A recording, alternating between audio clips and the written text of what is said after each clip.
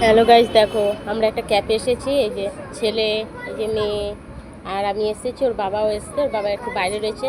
আর আমার ছেলে এই যে কার্ড দেখছে, কার্ডে কি খাবে তাই দেখছে। কি খাবে ও এখন পড়ে পড়ে দেখছে কি আছে। একবার বলছে চাউমিন, একবার বলছে কোল্ড ড্রিঙ্কস। দেখেছো? হ্যাঁ, কি খাবে? কি? আচ্ছা, অর্ডার দিতে বলছো? তা অর্ডারে কি খাবে বলো? কি অর্ডার দেবো? Ice cream, cold drinks? তোমার কাশি হয়েছে তো।